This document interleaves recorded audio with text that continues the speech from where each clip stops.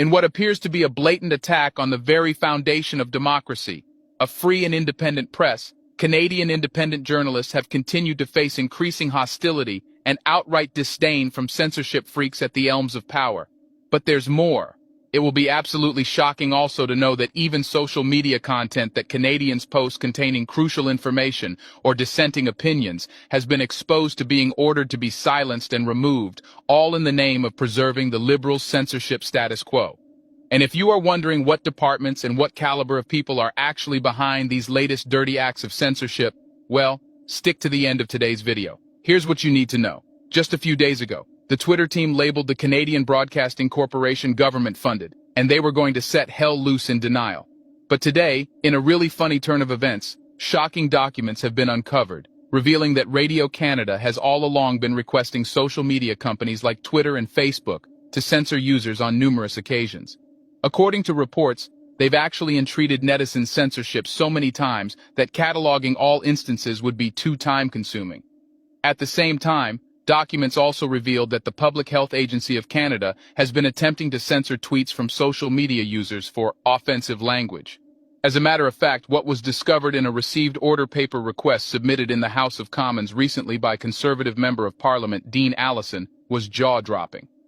Since the 1st of January 2020, it turns out that the Public Health Agency of Canada has made 21 requests to Twitter to remove tweets they deemed offensive. However, they would have succeeded in their silly agenda, but for the Twitter twist.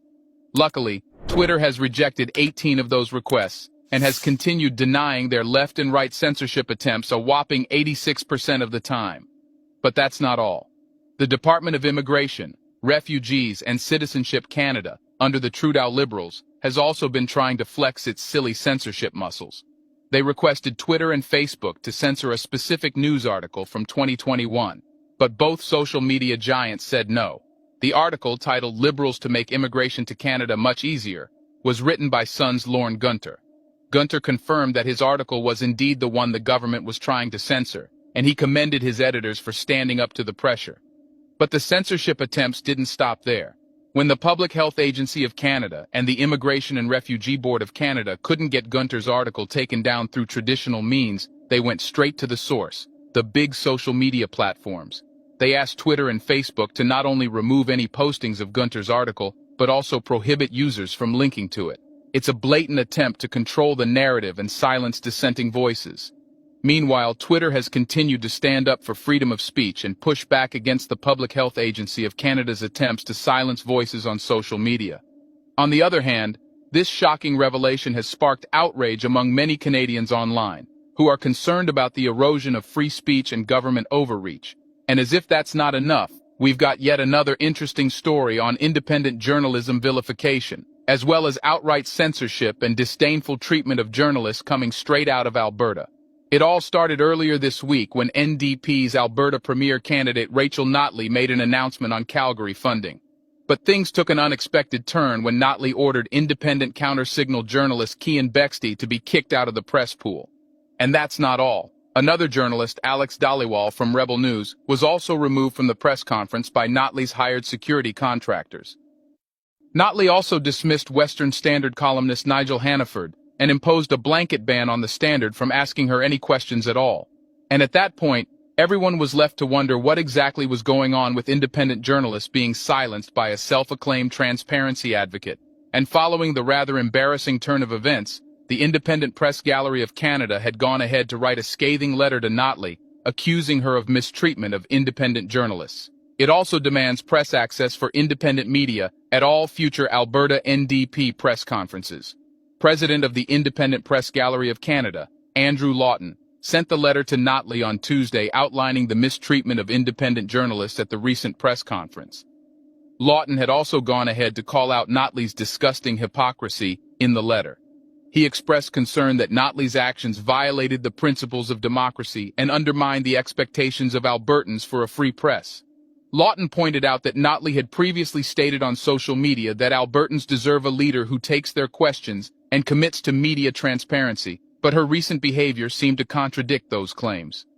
Lawton also highlighted the hypocrisy in Notley's criticism of Alberta Premier Danielle Smith's decision to limit journalists to one question each at press conferences in order to accommodate a greater variety of questions.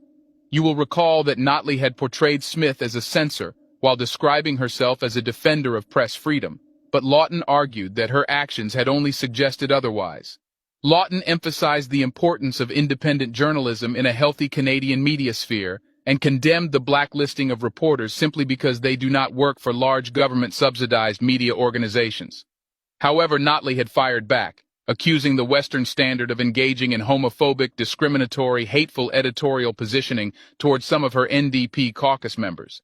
She stated that until the publication retracts its positions and offers an apology, she will not be answering questions from them. Notley further argued that such editorial positioning was a breach of human rights and basic standards. However, when pressed by the Western Standard for a follow-up question on why her party banned the publication from the media list, while other NDP parties in Canada continued to answer its questions and send media advisories, Notley dodged the question and refused to engage in further conversations. Meanwhile, as expected, the controversy surrounding Notley's treatment of independent journalists and media blacklisting has not only sparked outrage among media professionals, it has also raised concerns among Canadians about press freedom and transparency in Alberta politics should Notley end up becoming the premier of the province in the May premiership election.